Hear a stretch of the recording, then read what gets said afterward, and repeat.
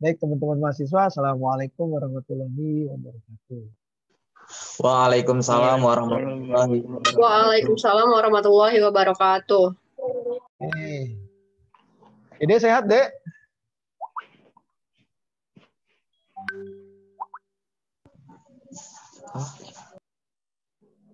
Kang Dede sehat? Kelihatannya flu? Enggak. Sehat, Pak. Sehat, ya. Baik, sebelum saya masuk materi, ya saya mau mengevaluasi dulu tugas-tugas yang sudah diselesaikan sama teman-teman mahasiswa ya. Saya apresiasi tugasnya tepat waktu, walaupun ada beberapa yang memang tidak menunjukkan. Yaitu dia, life is kompetisi, hidup adalah kompetisi. Belajar juga kompetisi. Yang mau semangat menyelesaikan tugasnya ya diselesaikan dengan tepat waktu ya.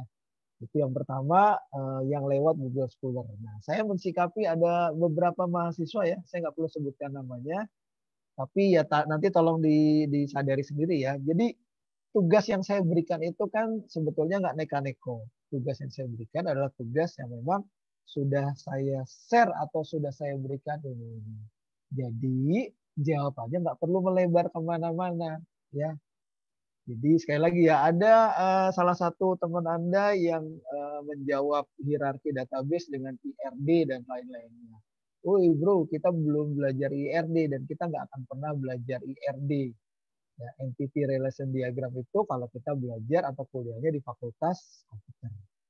Ya, jadi sekali lagi, kalau memang nggak ngerti, kalau memang nggak jelas, jangan membohongi diri sendiri lalu menyontek atau mengcopy paste punya orang lain. Itu dosanya 2 kali ya. Dosanya 2 kali. Ngebohongin diri sendiri sama ngebohongin dosennya. Ya, saya apresiasi yang sudah menyelesaikan dengan baik walaupun masih banyak yang salah. Nggak apa-apa. Namanya juga proses belajar. Ya, namanya juga proses belajar. Kalau yang namanya belajar, kalau nggak pernah salah itu namanya nggak belajar. Justru orang belajar itu karena dia pernah salah. Tapi salahnya cuma 1 kali, jangan terus-terusan salah. Itu yang pertama ya, mensikapi ketika Anda membuat tugas hierarki database ya. Tapi secara umum hampir 80% sudah memahami konsep dari leveling database dari mulai data sampai dengan database. Oke, yang kedua agak miris ya, tugas yang diselesaikan di video. Saya nggak tahu nih, nggak pede atau malu-malu sehingga nggak mau rekaman di video. Baru 10 ya yang ngirim videonya. Terus boleh nyusul nggak? Ya, maaf. Yep. Maaf, itu yang udah ngirim video boleh disebutin nggak Pak? Maaf Pak. Kenapa? Yang udah ngirim video itu siapa aja gitu Pak? Siapa aja, kan udah ketahuan. Kalau mention ke saya pasti udah apa namanya, udah masuk. Ya. Iya Pak, soalnya kemarin saya kan udah nge-up, tapinya Bapak belum lihat, soalnya saya lupa kalau Instagram saya itu masih saya private Pak. udah dilihat. Hilmatul Ida ya, sudah lihat. Ya, iya di sana Pak. Siapa? Oh, saya belum lihat nih. Oh, Rifana kayaknya belum deh, belum saya lihat Rifana. Nanti saya lihat ya. Oh iya Pak, tapi saya udah ya Pak ya. Di list saya kayaknya belum saya lihat ya, Rif. Oh iya, tapi jadi saya udah kirim, cuma kemarin lupa di. Ya, nanti dibuka aja. Dibuka aja di publik ya. Nah, jadi gini teman-teman ya. Kenapa saya minta teman-teman buat video? Karena kan sekarang teman-teman udah semester 6. Artinya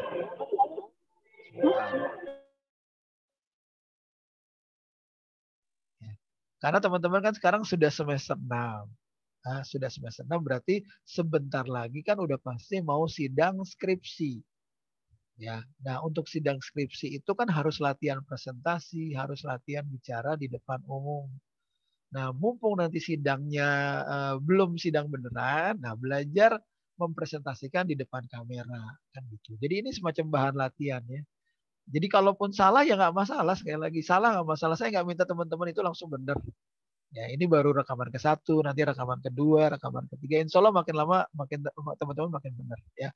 Jadi sekali lagi di semester 6 ini teman-teman harus sudah makin dewasa. Jadi kalau Kalau nggak bisa, jangan membohongi diri sendiri, terus menyontek punya orang lain, udah gitu yang dicontek salah. Ya. Saat satu udah dosa, terus salah pula lagi, nilainya jelek pula ya. Kalaupun salah, saya pasti kasih nilai ya, saya kasih menilai. 60-70 pasti saya kasih nilai ya, kalaupun salah. Tapi jangan terus sengaja dibuat salah ya, jangan ya. Nah, daripada nggak ngirim sama sekali ya. Gitu ya. Mudah-mudahan teman-teman sudah bisa beradaptasi dengan cara metode saya memberikan nilai ya. Jadi materinya saya berikan, sekali lagi absen saya buat 2 supaya saya bisa bisa mengapresiasi buat teman-teman yang sengaja atau memang nggak punya jaringan, silakan ikutan absen. Boleh absen aja, nggak usah kuliah, silakan. Nah, tapi absennya ada batas waktunya, 30 menit sistemnya akan close ya. Kayak Deddy Kobuser, close the door 30 menit. Nah, kalau yang mau belajar langsung ya silakan bergabung dengan di Zoom. Terus nanti teman-teman nanya, Pak, berarti di Zoom nggak wajib? Nggak wajib, saya nggak ngewajibin Anda.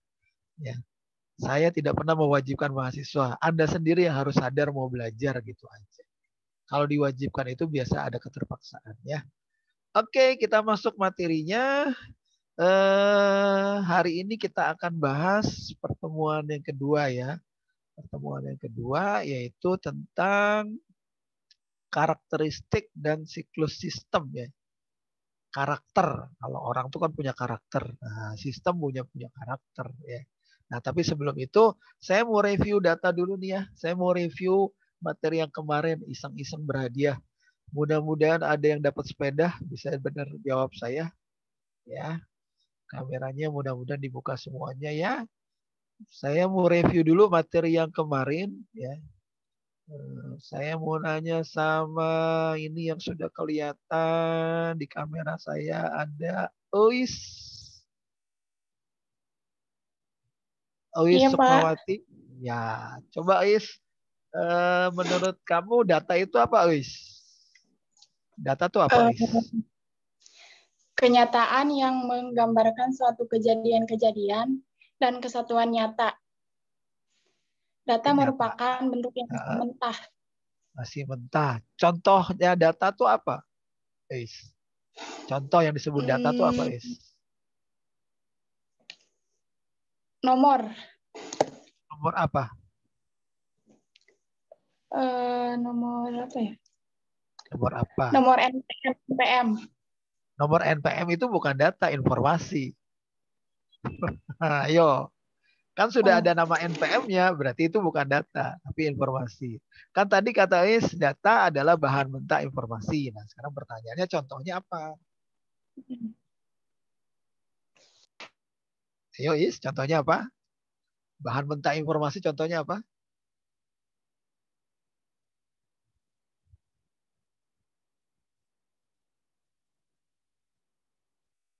5, 4.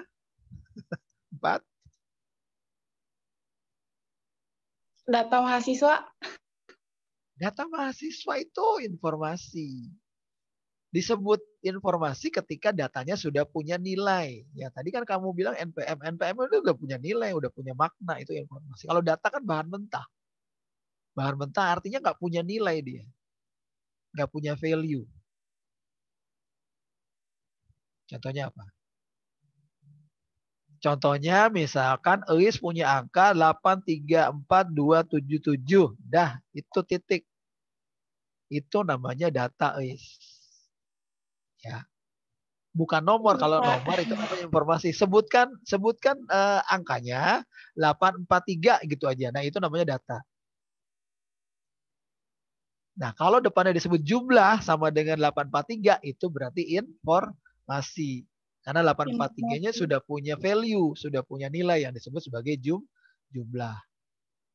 Oke, yang kedua sekarang saya tanya sama siapa nih? Naila. Naila Khairah. Ya, tadi data sudah dijawab. Ya, tadi data sudah dijawab sama Ais. Nah, sekarang Naila coba sebutkan hierarki leveling atau tingkatan dari data dari mulai level paling bawah sampai paling atas. Yo, Naila. Yang pertama ada file, terus ada record, Dari terus paling ada bawah. file, Naila dari paling bawah. Level yang paling bawah. Yo, data, data. Terus terus file, file atau terus file? file, File, oke. Terus? terus ada record, record itu kumpulan dari file, terus ada file, file itu kumpulan dari record, terus yang terakhir ada database, database itu kumpulan dari file-file. Kumpulan dari file-file. Oke, makasih Naila. Lanjut. Husnul. Husnul? Iya, Pak. Oke, Husnul tadi disebutkan oleh Naila, file itu adalah kumpulan atau database itu adalah kumpulan dari file-file ya. Jadi file-file yang banyak dikumpulkan disebut database. Nah, sekarang pertanyaan saya, suatu sistem disebut terkomputerisasi jika minimal filenya terdiri atas berapa? Dan sebutkan file apa aja. Gimana Pak tadi pertanyaannya, Pak? Kan tadi database itu adalah kumpulan dari file-file. Iya. Kalau yang namanya kumpulan berarti kan filenya lebih dari satu. Lebih dari satu. Jadi kalau filenya cuma satu itu bukan database. Jadi database itu adalah kumpulan dari file-file. Nah, sekarang pertanyaannya adalah suatu sistem disebut terkomputerisasi jika filenya terdiri atas berapa minimal? Minimal ada berapa ya? Minimal itu kan yang sedikit. Sesedikitnya ada berapa? Ada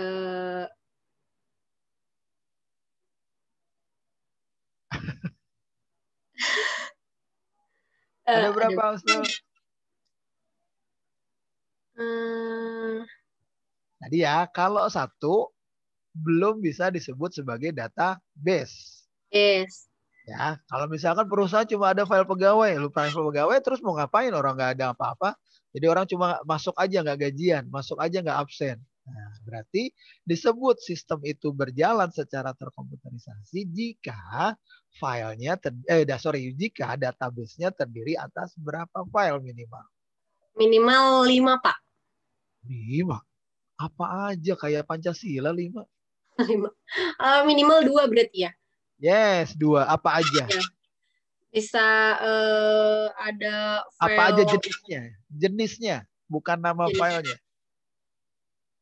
File master dan file transaksi. Transaksi. Ya. File master itu apa, Husnul? File master itu file yang yang berisi, contohnya itu ada file mahasiswa, ada file mata kuliah, terus ada file kelas, sama ada file dosen. Kalau itu kan file isinya. Itu kan isinya. Nah, file master itu berarti karakternya apa? Ciri-cirinya file master? Ciri-cirinya itu lebih kayak ke akademik. Sifatnya. File master adalah, ada yang bisa bantu? File master adalah permanen gitu, Pak. Bersifat permanen, Pak. Iya, siapa itu tadi bersifat permanen? Ya. Ya. Iya. Ya tadi ya, siapa tadi? Husnul ya, file master adalah file yang sifatnya permanen. Permanen, ya Pak. Permanen berarti dia jarang mengalami perubahan. Di perusahaan tuh ada tuh file yang nggak berubah-berubah, file pegawai. Kalau di kampus, file mahasiswa. Kan nggak berubah-berubah. Dari mulai dia daftar sampai dengan dia lulus, nggak pernah berubah. Oke, kalau file master permanen. Satu lagi file apa tadi, Husnul? File kan transaksi. 2 tuh. File transaksi. Nah, kalau file transaksi tipenya apa? Sifatnya tidak permanen, artinya dapat berubah sewaktu-waktu gitu, Pak. Ya, sifatnya temporer. Oke, lanjut ya. Oke, lanjut sekarang. Saya lanjut ke berikutnya adalah akhwat. Udah, ikhwannya mana nih? Willy. Halo Willy. Siap, Pak. Siap. Siap, Willy. Saya mau tanya nih, Willy. Tadi sudah dijelaskan hierarki database ya. Nah, terus sekarang saya tanya, kalau data sudah, sekarang saya tanya informasi itu apa sih, Willy? Informasi adalah data yang telah diolah menjadi bentuk yang memiliki arti bagi si penerima dan bermanfaat bagi pengambilan keputusan saat ini atau mendatang. Oke, contohnya apa, Willy? Itu kan definisinya. Contohnya, Will. Contohnya informasi yang bisa berguna untuk mengambil keputusan saat ini dan saat mendatang. Pamflet ini kali Pak, apa pamflet lowongan kerja? Oke, satu apalagi? Informasi ya, informasi tentang loker, apalagi?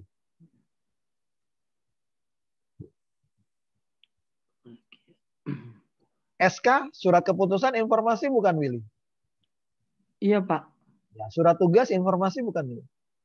Surat tugas, iya mungkin termasuk Pak. Ya, jangan mungkin, iya.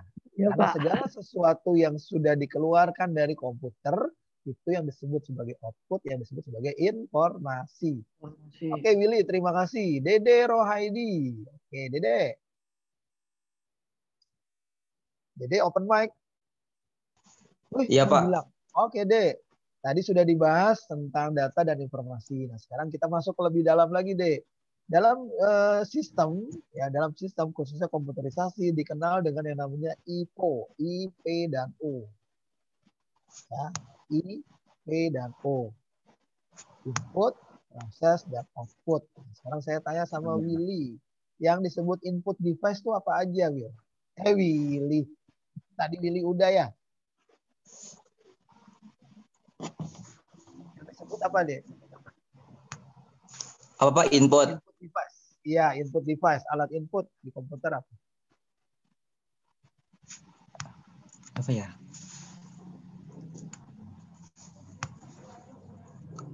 Definisinya dulu deh, alat input itu apa sih?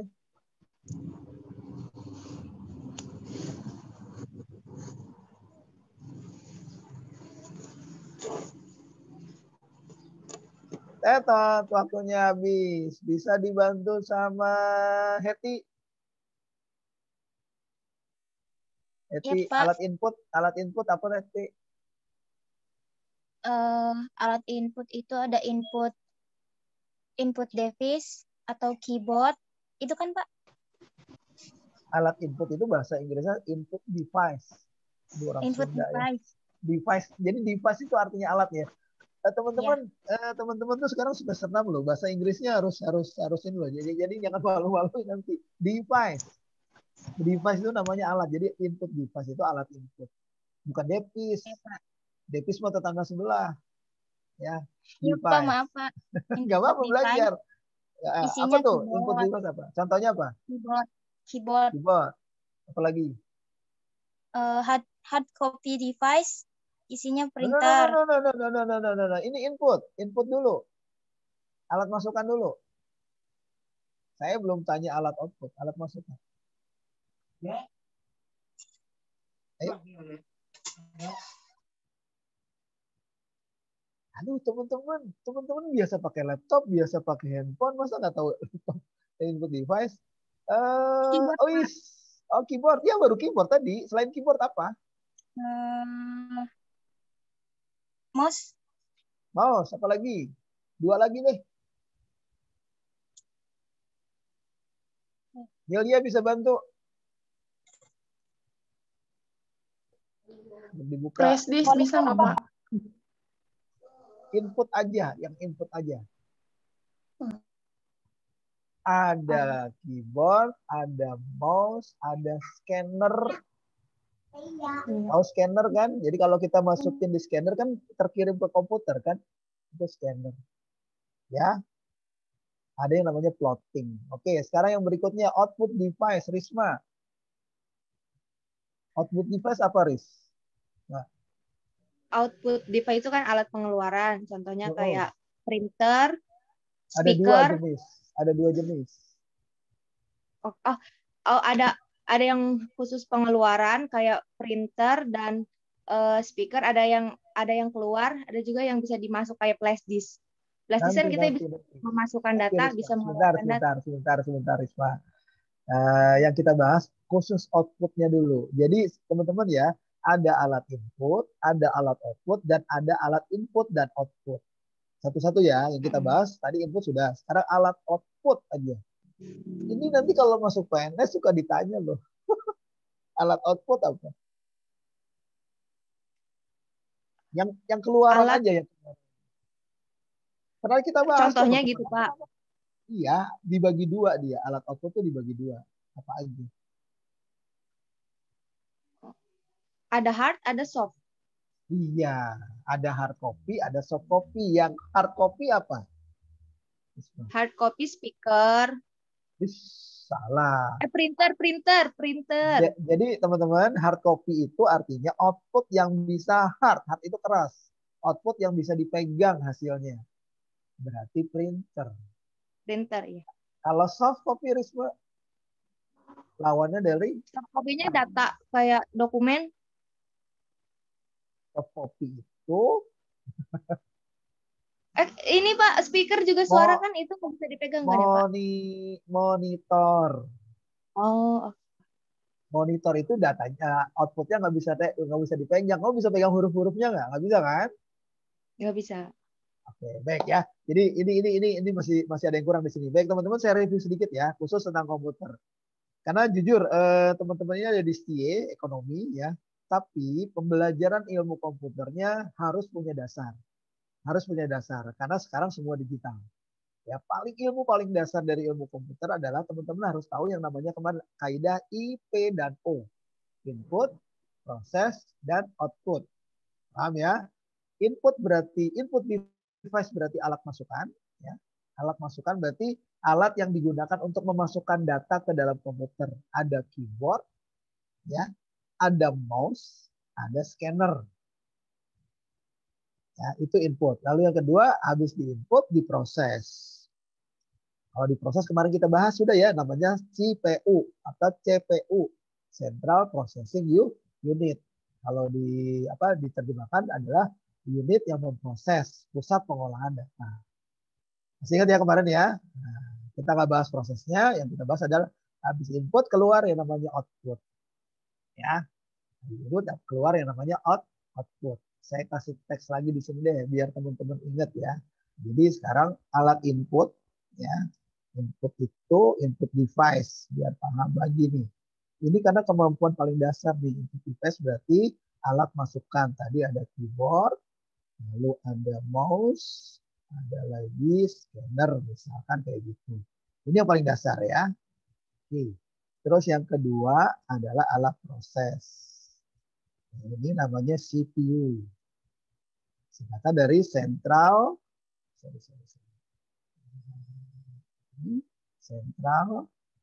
Processing Unit. Ini zamannya era komputer digital. Jadi walaupun ekonomi, kemarin saya ngajar di PAI juga harus paham semua. Dan yang terakhir namanya output device. Device itu artinya alat. Output device dibagi dua. Yang pertama namanya adalah hard copy. Hard copy device. Alat keluaran yang hasilnya bisa dipegang. Ini contohnya printer. Lalu yang kedua, lawannya hard copy device adalah apa tadi? Risma, soft copy device. Apa Risma tadi? Soft copy device? Alat pengeluaran yang tidak bisa dipegang bentuk fisiknya, kayak ya, monitor, angka-angka. Kok angka sih? Enggak, tadi contohnya kayak misalnya alatnya. Kan alatnya monitor. Ya, selain monitor, speaker. Iya, printer. Jadi sekali lagi ya, teman-teman, nanti kalau ada di pertanyaan, kalau yang disebut device, ini alat. Jadi kita nggak bisa bilang angka. Angka itu bukan alat. Jadi arti dari device ini alat. Ya. Jadi kalau sebutkan alatnya, hard copy device, printer. Ya, hard berarti hard itu keras bisa dipegang. Soft itu lunak nggak bisa dipegang. Ya. Monitor itu kan datanya nggak bisa dipegang. Speaker suara juga nggak bisa dipegang. Oke. Nah satu lagi kemarin juga kita bahas. Di CPU di proses ini ada beberapa bagian. Yang pertama namanya CU. CU itu singkatan dari control unit. Nah, tugasnya apa? Kontrol itu artinya apa teman-teman? Bahasa Indonesia kontrol. Pengatur. Pengawas, pengatur. Iya. Jadi control unit ini bagian kalau teman-teman nyalain laptop, nyalain komputer, nyalain handphone, dia yang bangunin semua elemen yang ada di dalam komputer, handphone dan semuanya. Dia yang teriak-teriak, "Oh, bangun, bangun, bangun, bangun, bangun." Semuanya bangun. Monitor hidup, keyboard hidup, keypad hidup, hard disk hidup. Nah, ketika ada salah satu yang tidak hidup, akan muncul bunyi bip, bip, bip, bip, bip. Itu kerjaan control unit. Dia yang menginformasikan ada alat yang malfunction, ada alat yang tidak berfungsi. Misalnya teman-teman sedang menghidupkan, ternyata di monitornya nggak muncul apa-apa, muncul keyboard error. Nah itu kerjaan dari si control unit. Jadi dia yang mengawasi semua elemennya. Nah, satu lagi yang namanya ALU. ALU itu arithmetical logical unit. Nah, ini bagian dari komputer yang suka ngitung-ngitung. Ya. Arithmetical, hitung-hitungan. Ya. Dan logical, true or false. Jadi ALU ini fungsinya untuk menghitung dan menentukan kondisi benar atau salah. Nanti detailnya kita bahas di pertemuan berikutnya ya. Ini dasarnya dulu. Dan yang terakhir ada yang namanya storage. Storage itu apa coba bahasa Indonesianya? Penyimpanan. Ya, penyimpanan. Penyimpanan itu ada yang disebut sebagai memori. Ada RAM, juga ada ROM. Nah, sampai di sini. Ya. Kelihatan ya? Atau warnanya saya ganti merah? Kelihatan lah. Jangan merah sakit.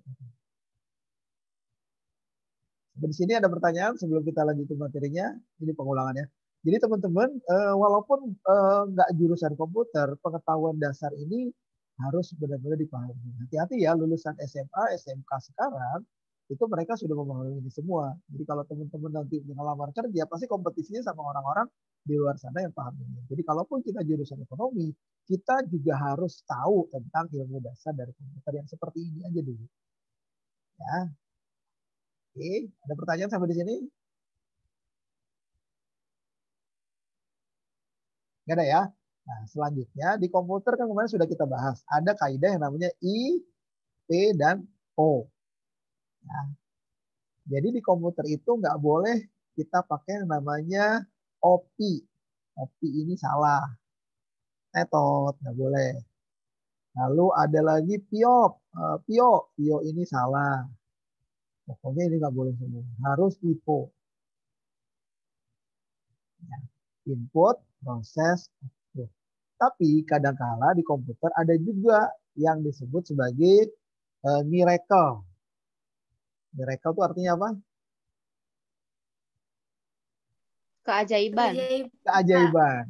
Keajaiban artinya ada proses, ada output, tapi nggak ada input. Ini namanya miracle.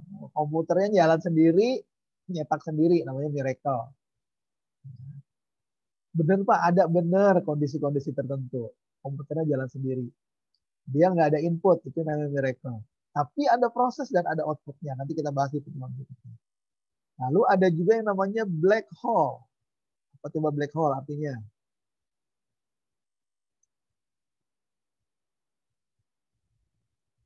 Black hole artinya apa? Risma taunya black hole lubang hitam. Apa? Iya betul, lubang hitam memang. Yang usah diterjemahkan macam-macam. Black hole itu lubang hitam. Lubang hitam itu kondisinya seperti apa? Kondisi ketika di sistem komputer ya ada input, ada proses, tapi tidak ada output. Jadi dia nggak ngapa-ngapain, nggak nyetak, berhenti aja. Nah, tidak ada output. Itu namanya black hole. Jadi nanti kalau ditanyakan kondisi-kondisi seperti ini ketika di dalam komputer disebut sebagai dua hal. Kalau tidak ada input, tapi ada proses dan ada outputnya disebut sebagai ajaib. Ajaib ada dari sihir. Jalan sendiri tuh komputer. Ada kondisi seperti itu. Nanti kalau kita belajar programmer ya, tapi kita nggak bahas ini di sini. Ini teorinya dulu. Ada juga namanya black hole. Black hole itu inputnya ada, prosesnya ada, tapi dia nggak menghasilkan apa-apa. Ya, sama aja bohong. Ya. Oke, ini materi yang kemarin kita review. Oke, nah, sekarang kita masuk materi hari ini. Ini sudah ada? Sudah dicatat ini? Sebelum saya hapus? Teman-teman? Sudah, Pak. Whiteboard-nya dihapus. Ini kan kayak di whiteboard. Kita hapus ya. Iya, Pak. Oke, sekarang kita masuk materi yang hari ini. Ini ya.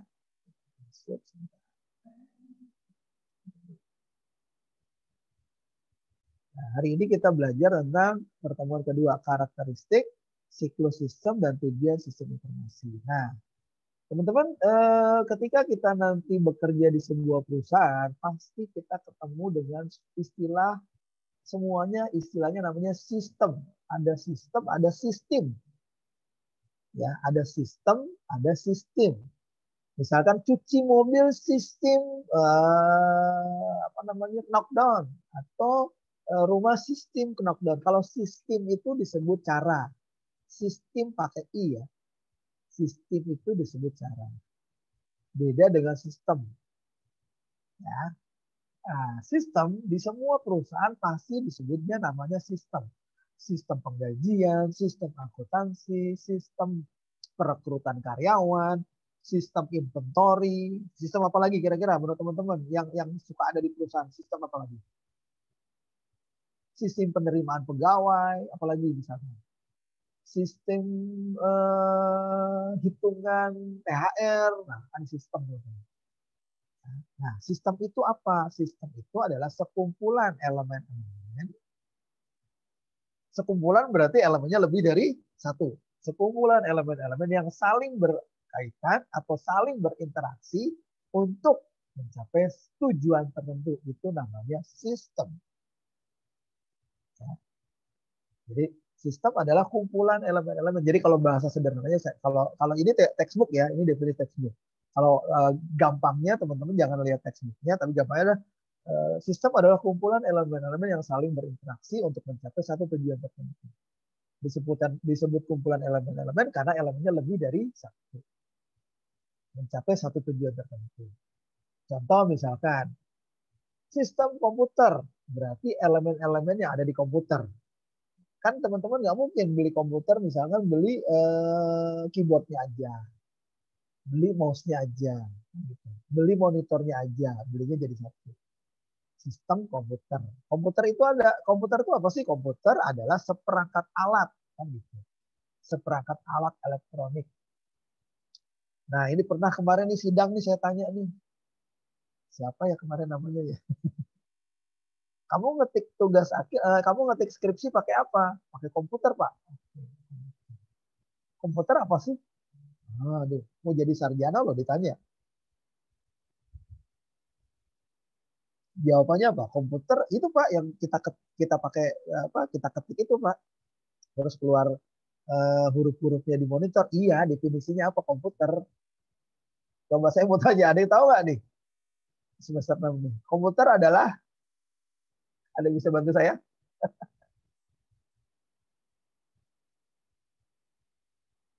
Ayo, definisi komputer.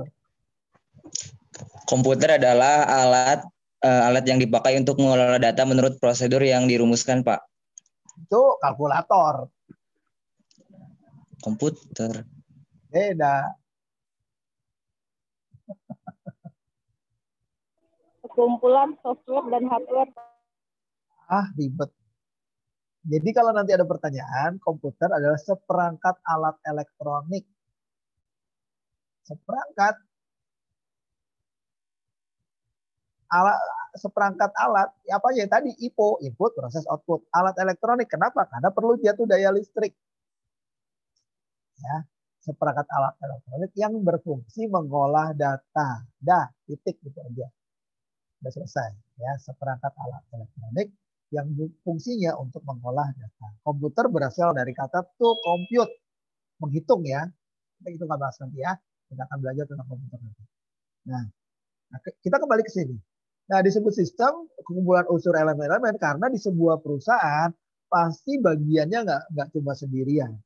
Ya, di perusahaan pasti ada bagian administrasi, ada bagian marketing, ada bagian gudang, ada bagian security, ada bagian office boy. Nah, itu yang namanya sistem.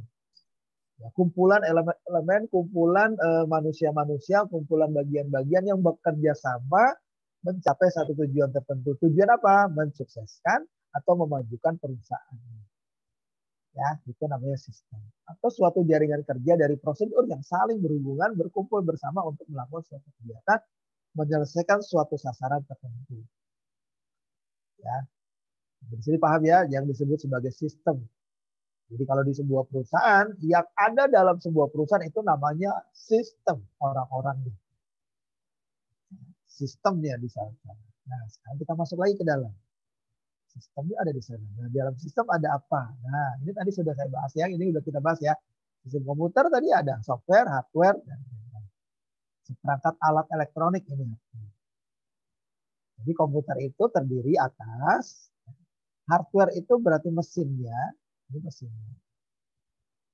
Dari mulai CPU-nya, monitornya, keyboardnya, nah ini alatnya. Terus yang ada di dalamnya itu disebut software. Program-programnya disebut sebagai software. Lalu yang mengoperasikannya, nah kita ini disebut sebagai brainware, otaknya. Nah, makanya disebut sebagai sistem. Komputernya nggak bisa jalan sendiri. Hardware harus ada software. Hardware, software, tapi kalau nggak ada yang mengoperasikan, ya dia juga nggak bisa jalan sendiri. Jadi ini saling berinteraksi untuk mencapai tujuan tertentu, yaitu I, P, dan O. Oke, sampai di sini ada pertanyaan dulu. Pak, izin bertanya. Silakan. Kalau robot itu rangkaiannya termasuk kayak gini nggak Pak? Kayak komputer misalnya ada software, ada hardware, ada brainware. Sementara kan robot dia yang ngendaliin sendiri. Robot Makasih, ngendaliin Pak. sendiri. Robot nggak jalan sendiri atau Risma? Robot itu satu, dia ada hardware-nya kan, dia mesin-mesinnya ini kan, ini mesinnya semua di dalam. Nah, jalannya robot itu pakai apa? Pakai program nggak? Diprogram nggak? Halo, yang nanya tadi siapa? Risma Pak yang nanya. Iya. Ini misalkan robot itu kalau nggak ada program di dalam, dia cuma kayak kaleng, Risma. Kaleng berdiri, boneka. Robot itu kan boneka berjalan. Boneka yang di dalamnya ditanamkan program atau software. Paham, Risma? Paham ya? Paham, Pak. Nah, Paham. softwarenya yang buat siapa, Risma? Manusia, brainware. Brainware. Berarti komponennya ada berapa? 3 kan? Hardware, software, dan brainware. Jadi robot itu sepintas dia jalan sendiri? Enggak juga. Dia tuh cuma kaleng. Kaleng yang kebetul yang di dalamnya ditanamkan sistem itu softwarenya yang dibuat oleh manusia, brainware-nya. Jadi ada programnya, nggak bisa jalan sendiri. Nah, teman-teman suka belanja di minimarket, di mall nggak? Itu kalau belanja baju itu ada yang namanya boneka-bonekaan cup stock tuh ya. Ada yang perempuan, ada yang laki-laki. Itu jalan nggak? Bisa jalan nggak? Enggak. Ya enggak lah. Kenapa nggak bisa jalan? Enggak punya software sama enggak ada yang buat software. Dia cuma barang mati, benda mati. Begitu juga dengan robot, Risma. Dia cuma benda mati. Jadi jangan terlalu mengagung-agungkan robot. Robot itu juga buatan manusia. Paham ya? Jadi apapun di dalam sebuah operasional komputer selalu menggunakan yang namanya hardware, perangkat kerasnya, software, programnya, brainware, orangnya. Handphone misalkan. Handphone ini kan perangkat keras. Kalau misalkan programnya nggak ada, handphonenya bisa hidup nggak? Nggak bisa kan? Yang buat programnya siapa? Manusia. Jadi ada hardware, ada software, ada brandware. Paham ya? Oke, itu namanya sistem. Jadi sistem itu berkelompok ya. Lanjut sekarang. Nah, konsep dasar sistem ini secara teori teman-teman bisa catat sendiri ya. Saya nggak ngajarin teori. Menurut Gordon B. Davis, suatu sistem terdiri bagian-bagian yang saling berkaitan yang beroperasi bersama untuk beberapa sasaran atau maksud tertentu. Sama. Ada juga Raymond McLeod bilang sistem adalah himpunan dari unsur-unsur yang saling berkaitan sehingga membentuk suatu kesatuan yang utuh dan terpadu. Hampir sama semuanya.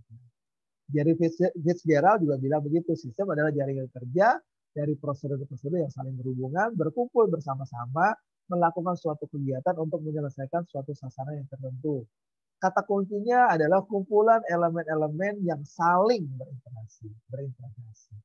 Elemennya apa aja? Ada manusianya, ada mesinnya, ada prosedurnya, prosedur itu cara-caranya, ada dokumen-dokumennya, dan ada data dan seterusnya yang diorganisasi untuk mencapai satu tujuan tertentu.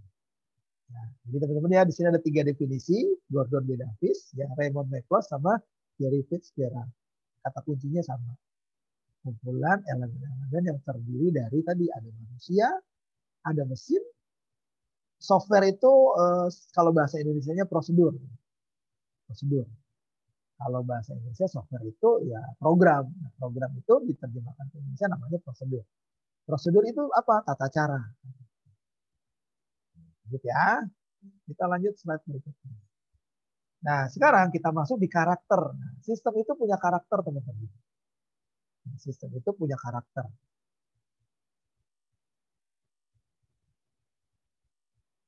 Ada 8 karakternya. Ada 8 karakternya. Yang pertama, komponen. Komponen itu apa sih? Orang-orang yang ada di dalam sistem itu namanya komponen. Siapa aja yang di dalam sistem? Yang namanya subsistem. Komponen atau subsistem. Elemen-elemen. Ada juga yang namanya batasan sistem. Kalau di skripsi namanya ruang lingkup skripsi. Batas-batasan sistem. Boundary. Saya jelaskan dulu nih ya. Sekarang teman-teman perhatikan lingkaran ini. Misalkan teman-teman bekerja dalam sebuah perusahaan. Ya, perusahaan itu dalam satu gedung terdiri atas beberapa ruang.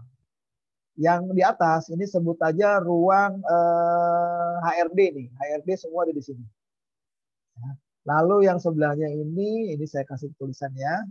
Misalkan kita bekerja dalam sebuah perusahaan di atas ini yang namanya bagian HRD. Ruangannya dia sendiri. Lalu satu lagi di sini yang bekerja di sini adalah bagian marketing.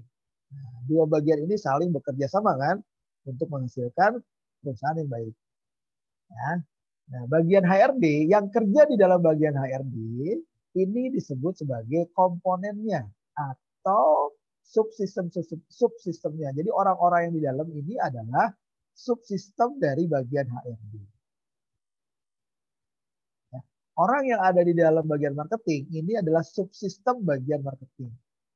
Lu orang marketing ya? Iya, gue orang marketing. Oh, lu orang HRD ya? Oh iya, berarti dia komponennya dari bagian tersebut. Ya. Lalu yang disebut boundary itu adalah batasan. Jadi di luar dari tembok ini yang disebut sebagai boundary. Jadi kalau teman-teman bekerja, nggak boleh tuh orang HRD ngerecokin orang marketing. Karena masing-masing punya boundary-nya, punya batasan kerjanya, punya ruang lingkup kerjanya. Itu namanya boundary. Orang yang di luar boundary disebut sebagai environment atau lingkungan luar. Jadi bagian marketing adalah lingkungan luarnya HRD. HRD adalah environment-nya dari bagian marketing. Oke, 3 dulu ini. Ada pertanyaan teman-teman.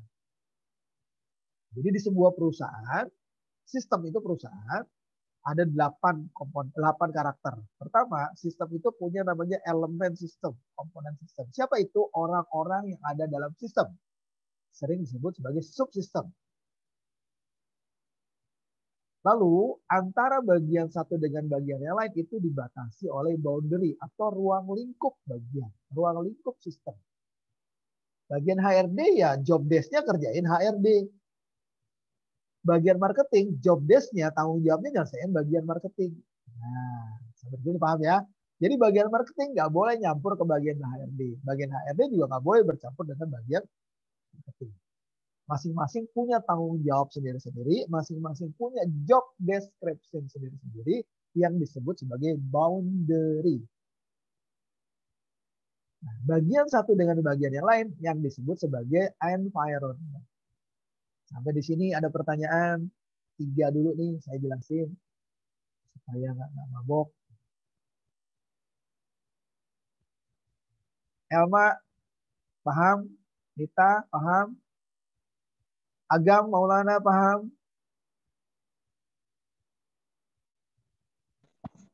Septian, paham? Septian ngantuk aja matanya.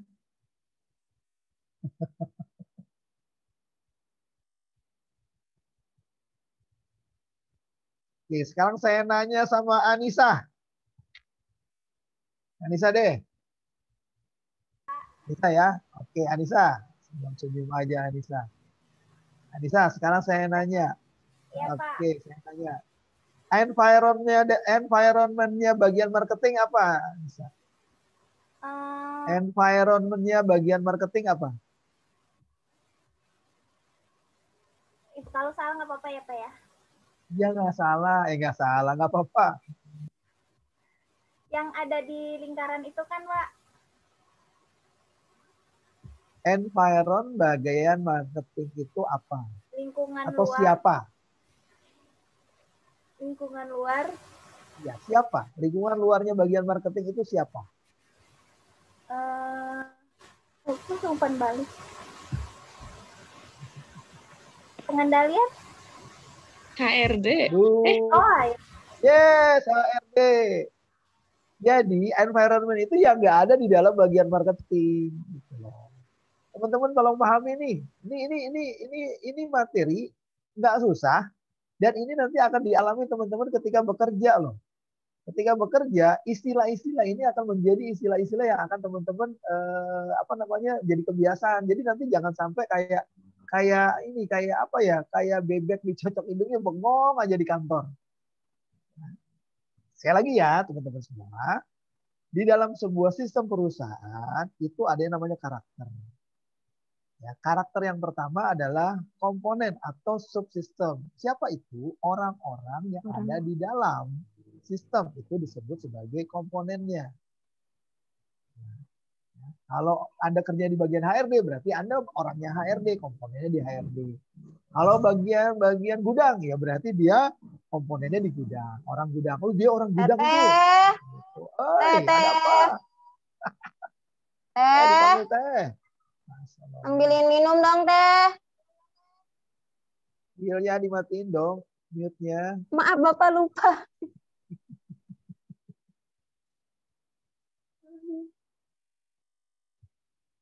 Tadi yang belum jelas ya Pak. Nah, setiap bagian-bagian itu dibatasi oleh yang namanya job description atau boundary, lingkungan luar, batasan-batasan sistem. Sekali lagi nggak boleh antar bagian bercampur. Nah, yang di luar dari bagian itu disebut sebagai environment, lingkungan luar. Kalau saya mau tanya sama siapa yang belum ya tadi ya? Nita. Halo Nita. Iya Nita, Pak. ya. Environment-nya dari bagian HRD apa Nita? Bagian marketing. Yes, alhamdulillah kamu paham. Sekarang Naila. Iya Pak. Naila, boundary-nya bagian HRD apa? Naila.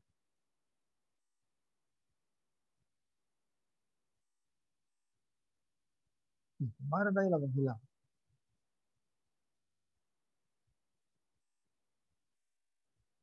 Gak ada. Elma. Pak. Ya, boundary-nya bagian HRD apa Elma? Kurang nangkep sih Pak yang pas batas sistem.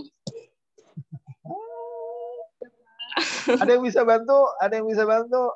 Agam atau Risma bisa bantu? Boundary-nya job description, Pak. Jadi Yes. batasannya job description-nya masing-masing. Betul. Job description dari masing-masing bagian. Lanjut ya, teman-teman tolong fokus ya.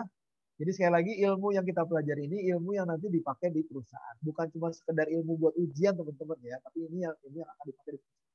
Oke, tadi kita sudah sampai lingkungan luar. Jadi sekali lagi setiap bagian itu punya lingkungan luar. Jadi misalnya teman-teman sekarang lagi ada di rumah nih. Ada di rumah nih, tetangga di luar itu namanya environment. Ya, keluar dari pintu environment. Ya. Oke, sekarang masuk ke keempat, interface. Interface itu penghubung. Ya. Kalau di dalam bagian seperti ini, interface-nya adalah jadi bagian mana bagian HRD ketemu dengan bagian marketing, pintu.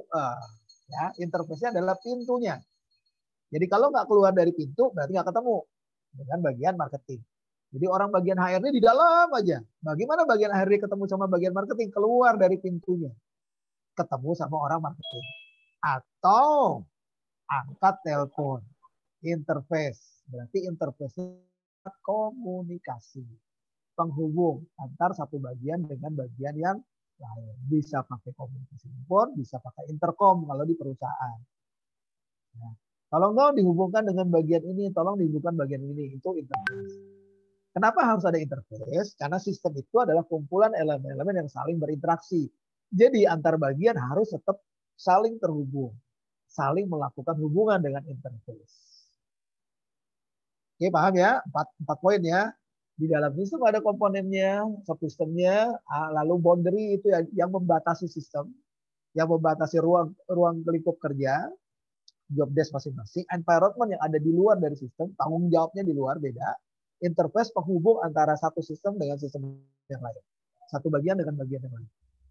Nah, sekarang yang berikutnya, 3 komponen sekaligus yang sudah kita bahas dari pertemuan kemarin, pertemuan 1. Di dalam elemen selalu ada IPO, input, proses, output. Di semua bagian pasti ada. Kalau nggak ada input, proses, output, berarti bagian ini nggak kerja. Ya. Jadi pekerjaan dari sistem itu adalah apa? Ada input, ada proses, ada output. Dan ada yang namanya umpan balik atau evaluasi di dalam ini. Terus muter ini. Nah, input, proses, output, controlling. Input, proses, output, controlling, pengawasan. Yang dilakukan oleh supervisor. Lihat itu. Nah. Jadi pekerjaan sistem apa? Pekerjaan orang-orang di dalam bagian itu kerjanya ini. Ada yang melakukan proses input data.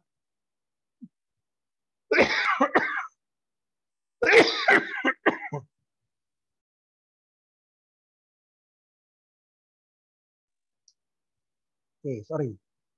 Ada yang melakukan proses input, ada yang melakukan proses pekerjaan pencetakan, dan seterusnya. Ini namanya pekerjaan.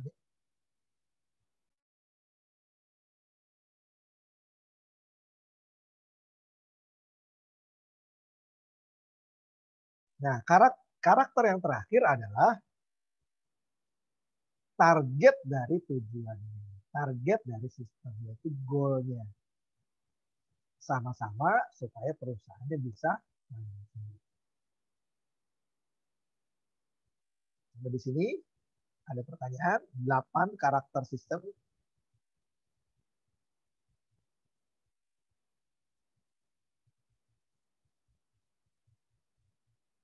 Coba dibaca dulu. Saya mau nanya nih nanti, jelasin satu-satu. Nggak apa-apa dibaca aja ya catatannya. Saya mau nanya sama siapa ya? Yopi mana Yopi? Kameranya belum dibuka. Yopi Permana. Yopi. Yopi hadir atau Bobo? BBS Yopi. Bobo siang. Intan. Kameranya mana Intan?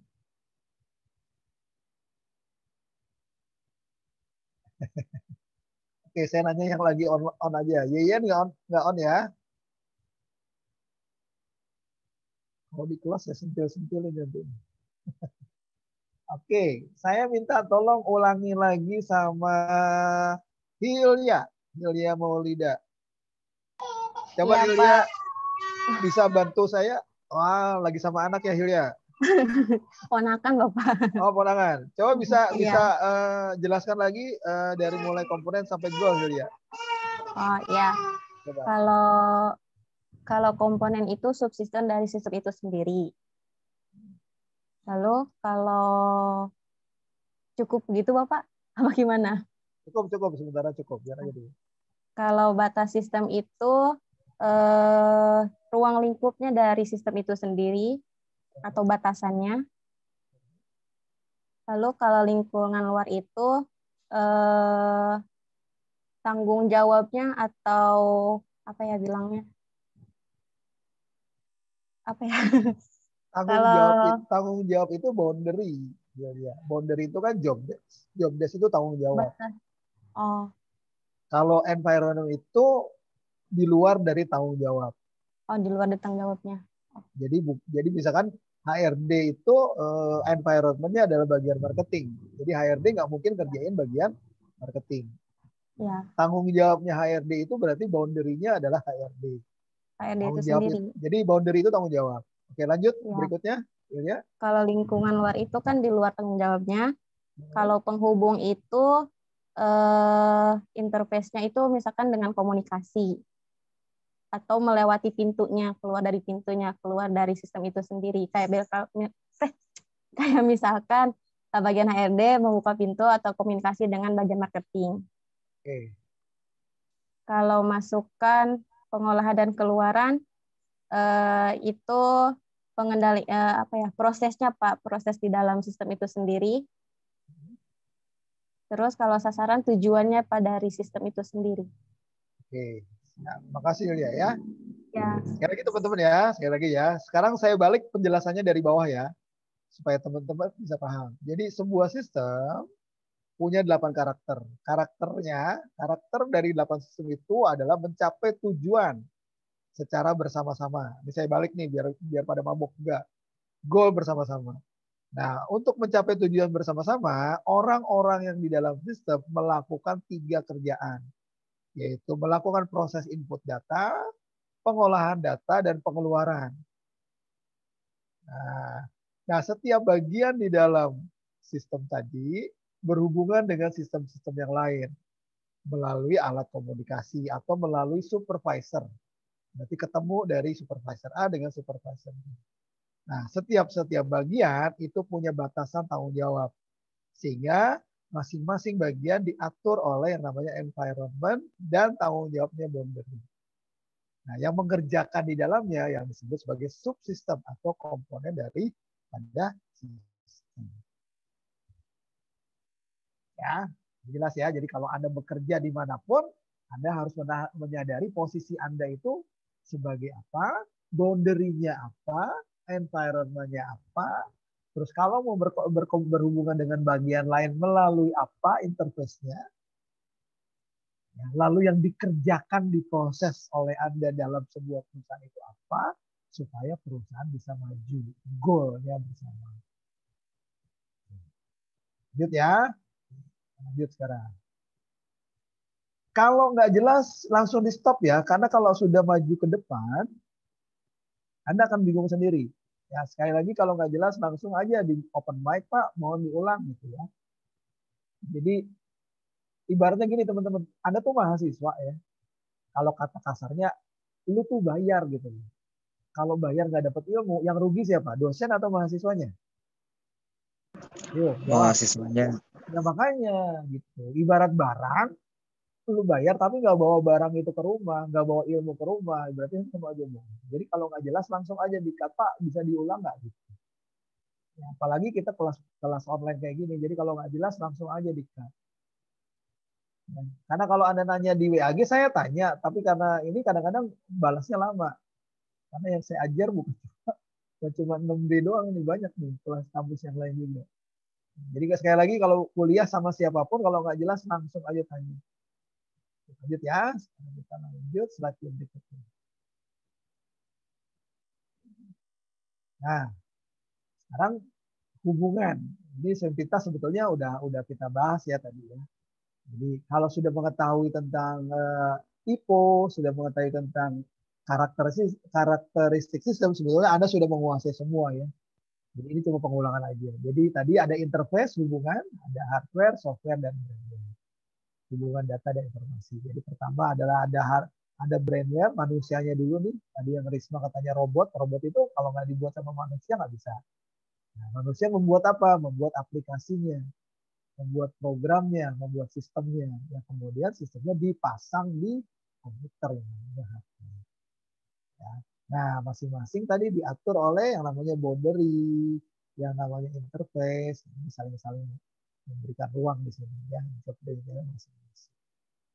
Ini contoh. Nah, sekarang berikutnya adalah klasifikasi sistem. Tadi karakter ada 8. Klasifikasi artinya sistem juga dibedakan menjadi berapa? Menjadi 8. Awas kebalik antara karakter dengan klasifikasi.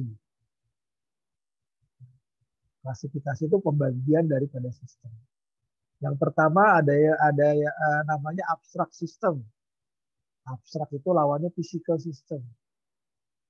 Sistem abstrak lawannya sistem fisik. Yang kedua natural system, sistem alam. Lawannya human made system, yaitu sistem yang dibuat oleh manusia.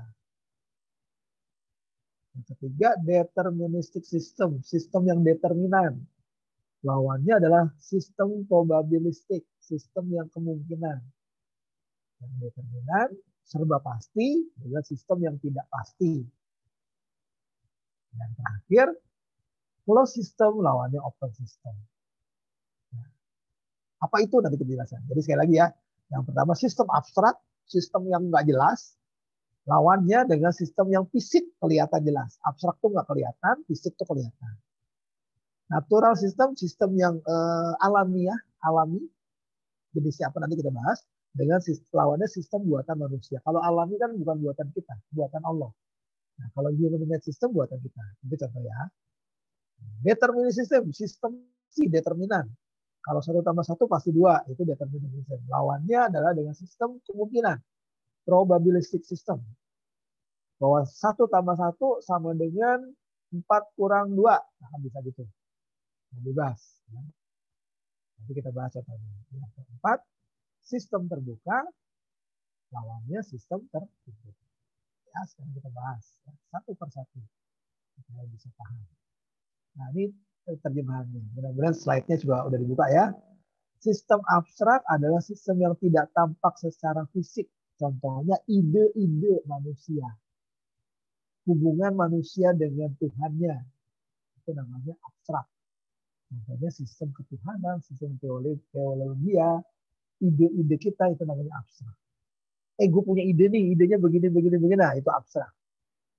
Kenapa? Nggak tertuang. Lawannya adalah sistem fisik, sistem yang tampak secara nyata.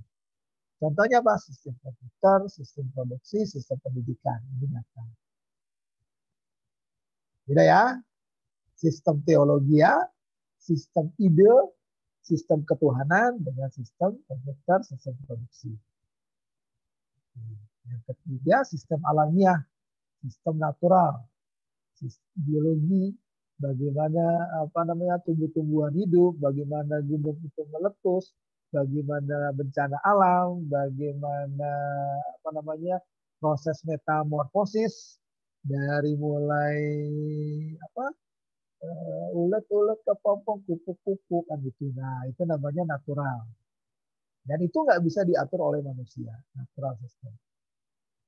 Nah, satu lagi sistem buatan manusia, human made system. Sistem yang dirancang dan didesain oleh manusia. Contohnya apa? Sistem informasi itu buatan manusia. Sistem robot itu buatan manusia.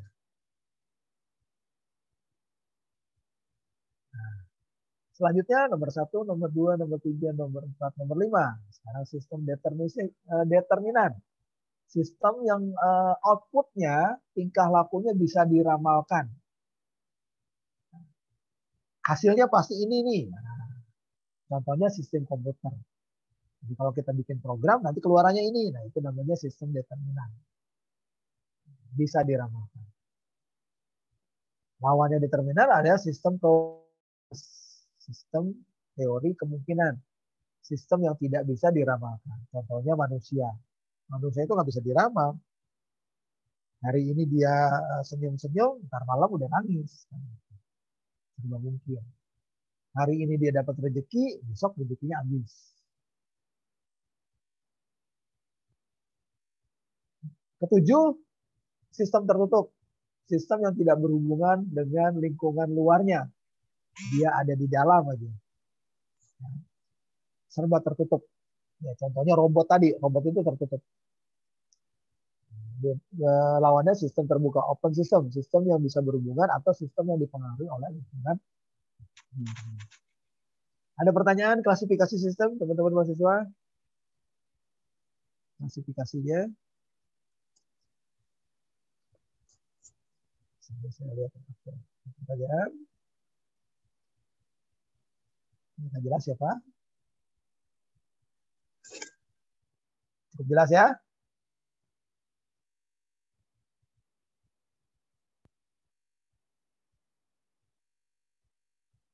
Oke, kalau cukup jelas kita lanjutkan lagi dikit lagi ya. Nah, ini tadi sudah ya, ini slide-nya hampir sama. Ini hanya penjelasan aja, lebih jelas lagi. Tadi ada sistem abstrak dan sistem fisik. Ini ada semuanya. Slide-nya sudah pegang kan ya, teman-teman mahasiswa? Sudah ngambil Sudah, dari Google Classroom? Oke, Sudah. Kita lanjut lagi. Nah, contoh daripada sebelum saya masuk ke sini, contoh daripada informasi tadi ya, misalkan jelaskan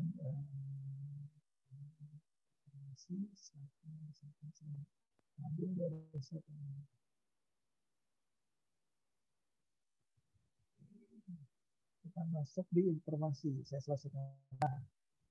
Setelah tadi teman-teman sudah paham tentang informasi, sistem sudah tahu ya, sistem itu tadi karakteristiknya begini, terus klasifikasinya begini, karakteristik ada 8, klasifikasi juga ada 8, open lawannya close, determinan lawannya probabilistik, dan yang lain-lainnya.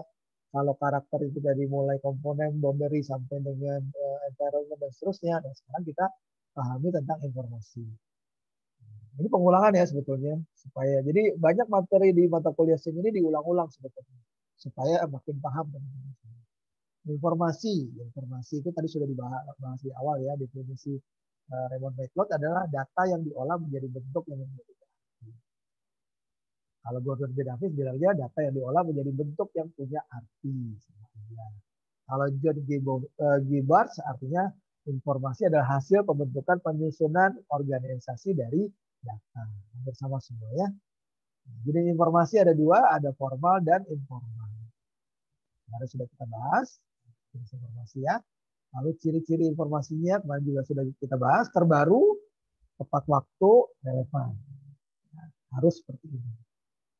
Penggunanya ada low level manager, middle level manager, dan top level manager. Artinya semua level di perusahaan pasti butuh yang namanya informasi.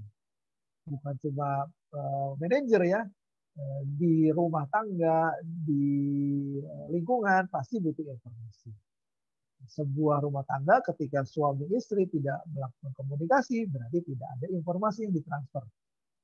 Ya, si suami pulang ke rumah terus diam aja, si istrinya juga diam aja, itu berarti tidak ada informasi. Kalau sudah tidak ada informasi, tidak ada sistem yang akan terjadi, sistem komunikasi yang baik dalam sebuah rumah tangga. Jadi pertukaran informasi itu sangat dibutuhkan. Tepat waktu, terbaru, dan relevan. Nah, sekarang kita gabungkan sistem dan informasi atau disingkat sebagai SISFO. Sistem sudah, informasi sudah. Nah, sekarang SISFO. SISFO adalah suatu sistem dalam sebuah organisasi yang mempertemukan kebutuhan pengolahan transaksi harian, mendukung operasi yang bersifat manajerial. Manajerial itu mengatur dengan kegiatan-kegiatan yang strategis dari suatu organisasi dan menyediakan pihak luar tertentu dengan laporan-laporan yang diperlukan. Jadi intinya definisi dari sistem informasi adalah mempertemukan kebutuhan olah data, olah operasi, olah manajerial, olah strategi dari satu organisasi untuk kebutuhan organisasi lainnya.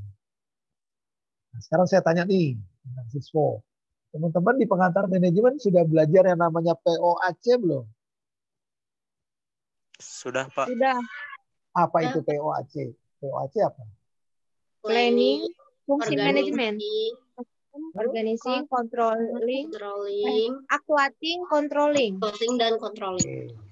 Jadi suatu sistem atau suatu manajemen selalu diawali dengan yang namanya planning. Ya, planning itu adalah yang namanya perencanaan. Tanpa perencanaan perusahaan bukan apa-apa. Makanya dalam POAC sering ada kata-kata bijak. If you fail to plan, kalau kita gagal merencanakan, if you fail to plan, then you plan to nah. Oke, coba artinya apa nih teman-teman? Artinya apa? If you fail to plan, then you plan to fail. If you fail to plan. Ketika rencanamu gagal, jika kamu gagal dalam menentukan rencana, maka kamu harus gimana ya? Jika kamu gagal berencana, maka rencanamu salah, gagal. Rin ya, ketika kita atau jika kita gagal membuat rencana, berarti kita sedang merencanakan kegagalan. Jadi betapa pentingnya perencanaan dalam organisasi, juga betapa pentingnya perencanaan dalam hidup Anda. Manusia itu punya rencana. Jadi kita harus merencanakan masa depan, kita harus merencanakan cita-cita, kita harus merencanakan kita mau wisuda kapan, kita harus merencanakan mau berkeluarga kapan, kita harus merencanakan mau punya bisnis berapa, omsetnya berapa. Nah, if you fail, jika kita gagal membuat rencana, berarti kita sedang merencanakan kegagalan. Betapa pentingnya plan, perencanaan. Ya, sistem itu butuh rencana, sistem informasi. Habis plan, baru apa tadi? POAC, organisasi. Setelah di planning, diorganisasikan. Nah, kira-kira untuk mewujudkan perencanaan tadi kita melakukan apa saja? Dibuat organisasi, dikomunikasikan. Nah, sudah ditulis macam-macam. Nah, ya. Jadi atau gini sederhana, cita-cita itu harus tertulis. Jadi perencanaan itu harus tertulis. Nah, menulis rencana, menulis cita-cita itu namanya organize. Kalau Anda punya rencana tapi tidak ditulis, berarti itu bukan rencana. Itu cuma mimpi, cuma ngomong-ngomong doang, ya. Cuma baperan doang. Nah, habis dirancanakan, ditulis, PO, A-nya, action. Habis punya ide, ditulis idenya, A, di action, dikerjakan. Sekarang punya sistem, ditulis, tapi tidak dikerjakan. Elemen yang paling penting yang mana? Semuanya penting. Rencana, tulis, kerjakan. Yang terakhir apa teman-teman? Controlling. Apa itu controlling? Controlling apa? Mengawasi. Atau definisinya jangan letterlock begitu teman-teman. Aduh, ini kalau interview di perusahaan kan kita sedang berbicara perencanaan. Perencanaan itu harus dieksekusi dengan ditulis lalu dikerjakan. C-nya itu bukan mengawasi, mengawasi siapa? C-nya itu adalah mengevaluasi. Jadi kata-kata C controlling itu tidak harus letter terjemahannya controlling mengawasi, tapi bisa juga mengevaluasi. Mengevaluasi apa? Evaluasi yang sudah dikerjakan, evaluasi yang tadi direncanakan. Gitu. Jadi ketika teman-teman nanti bertindak sebagai seorang leader di perusahaan, pemimpin itu harus punya planning. Setelah punya planning, punya organizing, ditulis perencanaannya, lalu di-deliver, dikasih tahu ke anggotanya, action kerjain. Habis itu diapakan? Dievaluasi mereka, dikontrolling, diawasi, dievaluasi. Berhasil nggak? Laporan-laporan. Paham ya?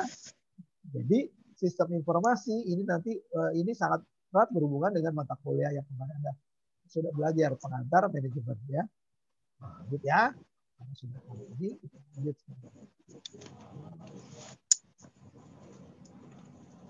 Ya adalah konsep dasar informasi tadi sudah dibahas ya. Jadi ulang lagi nih. Ciri-ciri, informasi dan seterusnya. Coba diulang lagi. Fungsi informasi. Nah, tadi juga sudah pernah dibahas. Sistem informasi ini juga sudah. Nah, sekarang saya masuk MIS di bawah ini. Sistem Informasi Manajemen SIM. Nah, baru sekarang kita ngerti nih. Oh, SIM itu berarti apa ya? Sistem Informasi Manajemen adalah sebuah sistem manusia atau mesin yang terpadu menyajikan informasi guna mendukung fungsi operasi manajemen dan decision maker dalam sebuah organisasi. Jadi makanya kita sedang belajar SIM. Terakhir materinya adalah komponen SIM atau komponen siswo. Teman ada 6. 1, 2, 3, 4, 5, 6. Karakternya tadi sudah, klasifikasi sudah, sekarang komponen. Jadi ibarat bangunan, itu ada 6 building, ada 6 kotak. Pertama, input. Sudah pasti ya. Input. Yang kedua adalah proses atau model, prosedur. Pasti pokoknya teman-teman kaidahnya IPO dulu, apalin aja IPO. Ada input, ada blok proses atau blok model, yaitu prosedur-prosedur. Lalu sudah ada input, ada proses, apalinnya ada output, blok keluaran. Ya. Nah, untuk mengerjakan input, proses, dan output dibutuhkan yang namanya blok teknologi, alat-alatnya. Nah, untuk menyimpannya namanya blok database, blok basis data. Lalu untuk mengevaluasinya namanya blok kendali, blok kontrol. Paham ya? Ngapalinnya nggak susah. Kata kuncinya ada IPO. Jadi komponen sistem informasi ada 6. Yang pertama blok input, blok proses, atau blok model, blok keluaran. Nah, input, proses, keluaran butuh namanya alat, yaitu blok teknologi. Nah, hasilnya disimpan, namanya blok basis data. Database-nya apa file-filenya. Lalu untuk mengendalikannya namanya blok controlling atau blok kendali. Oke. Selesai sudah. Ada pertanyaan teman-teman sebelum kita masuk tugas yang kedua? Pak Yulikus tugas terus. Emang saya dikenal dosen tugas.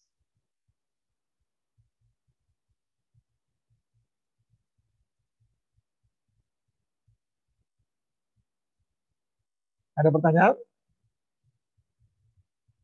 Ada ya? Nah, kalau nggak ada pertanyaan, sekarang saya mau jelaskan tugas untuk pekan kedua.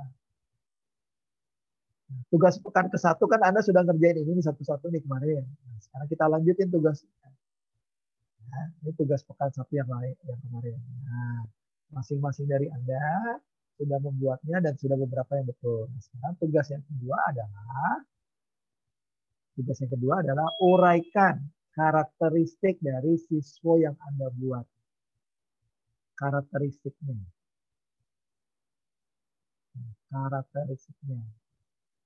Karakteristik ada berapa tadi? ada komponen, ada boundary, ada environment, ada interface, ada input, ada proses, ada output, dan ada goal. 2 tabel kayak gitu.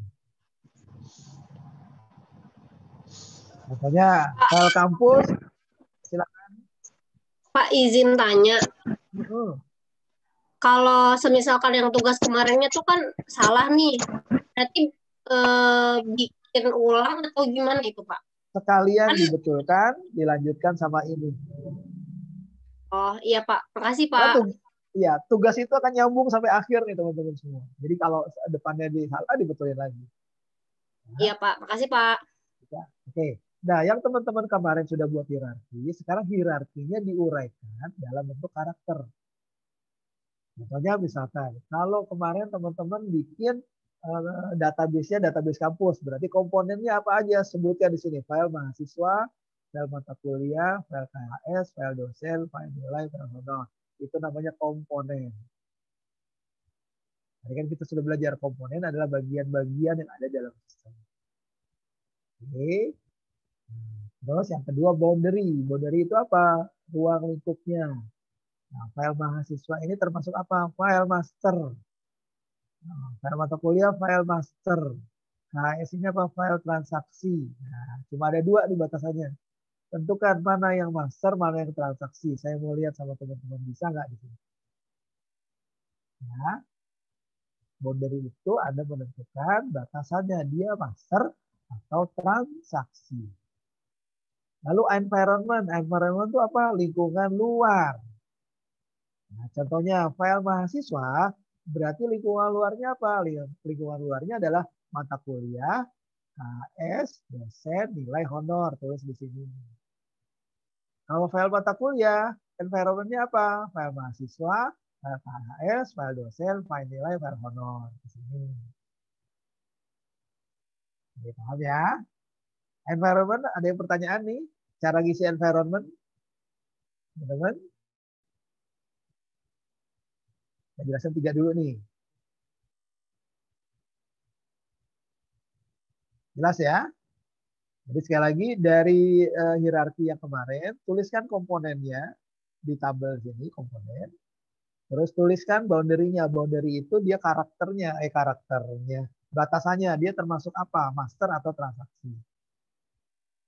Lalu environment. Environment itu file ini tidak lingkungan luar dari file mahasiswa itu apa? Berarti lingkungan luar dari file mahasiswa adalah nomor 2, nomor 3, nomor 4, nomor 5, nomor 6, tulis di sini. Kalau lingkungan luar dari file dosen, berarti nomor 1, nomor 2, nomor 3, nomor 5, nomor 6. Interface. Interface itu artinya penghubung. Ya, penghubung. Untuk berhubungan, supaya file mahasiswa bisa berhubungan sama yang lainnya, makanya file mahasiswa punya file kunci, namanya NPM. Nomor pokok mahasiswa. Jadi kalau misalkan teman-teman lihat, lihat yang slide yang kemarin, yang slide yang pertama, sebentar saya buka dulu ya. Saya pindahin dulu yang ini. Sampai ini.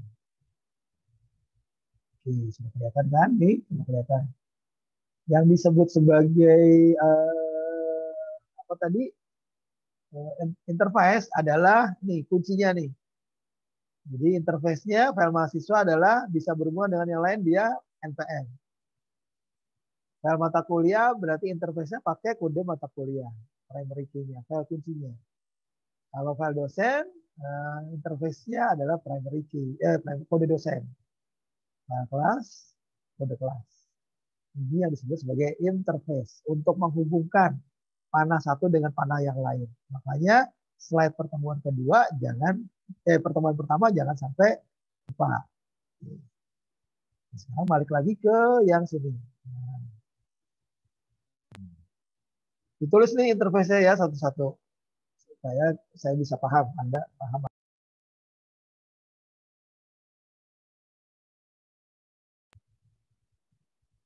Nah, yang terakhir adalah input, proses, output, dan goal.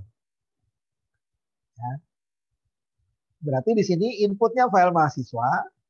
File mahasiswa ini nanti yang diproses adalah file nilai, karena mahasiswa butuh nilai. Keluarannya adalah file KHS. Goalnya yang dicetak adalah KHS. Yang dicetak kartu hasil studi. Nah, file dosen, ini ada dua kan? Ya, ini file masternya nih dua. File dosen, ini inputnya yang diproses ada file mata kuliah. Karena dosen itu ngajar dengan mata kuliah. Outputnya adalah file honor. Goalnya adalah slip gaji. Oke, sampai di sini kira-kira ada pertanyaan untuk tugas kedua. Melanjutkan tugas yang pertama. Sebelum saya tutup, teman-teman, gimana? Ada pertanyaan? Ini ada 18 mahasiswa yang bergabung hari ini. Ada yang mau ditanyakan, silakan. Saya kasih waktu 5 menit untuk merenung.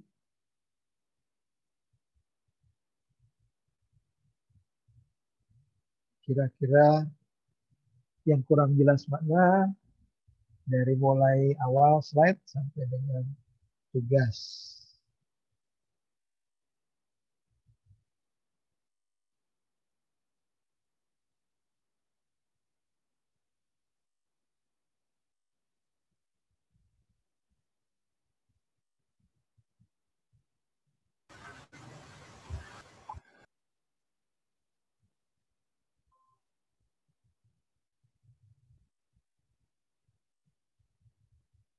Bapak mau nanya. Silakan. Kan aku dapatnya yang pemakaman, Pak. Wih, serem. Itu ya kalau buat dimasukin data input, proses, output, goalnya gimana, Pak? Oke, data pemakaman. Kemarin saya koreksikan ya. Kamu belum ada file jenazah. Masa pemakaman nggak ada file jenazah? Yang dikubur siapa, Teh? Iya, jenazah sama transaksi. Transaksinya. Kan di TPU itu kan ada sewa kan dia.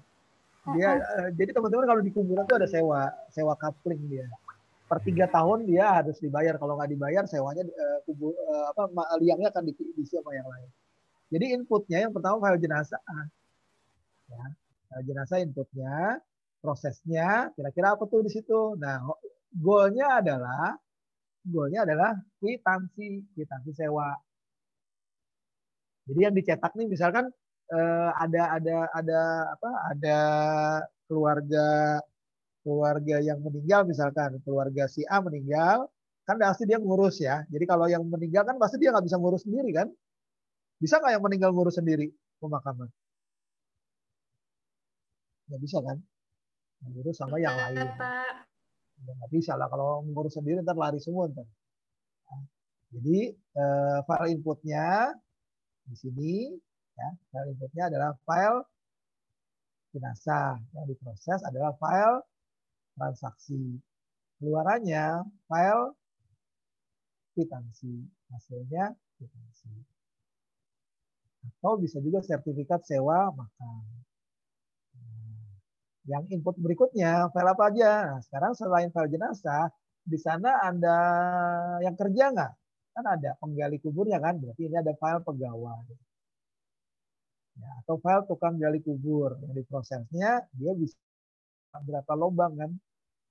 Dia ada yang bayar bulanan atau ada yang bayar mingguan. Jadi file honor. Honor apa? Honor gaji. Honor gali kubur. Nah, slipnya slip honor. Gitu. Jadi ada yang namanya transaksi keluaran. Jadi ini sekarang kita sudah mengintegrasikan semua file supaya dia ada outputnya. Kalau kemarin masih berdiri sendiri-sendiri teman-teman. Oke, bagaimana kuburan? Sudah paham TPU? Sambil dibetulkan ya. Anissa ya, kemarin masih ada yang salah, dibetulkan lagi. Iya, Pak. Nanti kalau sudah dibetulkan, nilai yang ada di depan saya review. Jadi nilai ada di depan itu nggak baku ya. Dari udah dibetulkan yang di depan nanti saya betulin lagi nilainya. Masih banyak yang belum kirim. Ada yang lain? Pak, Risma mau tanya. Kan Risma tentang koperasi simpan pinjam. Itu kan transaksinya ada 2. Transaksi meminjam dan transaksi simpan nabung. Berarti input proses outputnya dibikin 2 gitu, Pak? Yang Iya, meminjam, yang simpan. Iya, betul. Kan slip gini Risma, slip ketika seorang anggota menyimpan itu pasti dia dapat tanda terima kan, kwitansi bahwa dia menyimpan kan, betul ya. Nah, ketika nasabah tadi, anggota tadi mengambil uang, dia juga dapat tanda terima juga kan bahwa dia ngambil uang kan. Paham? Jadi transaksinya dua, transaksi simpan sama transaksi pinjam. Simpan tabung, pinjam nanti dia mengambil uang. Ya, makasih Pak. Ada yang lain, teman-teman?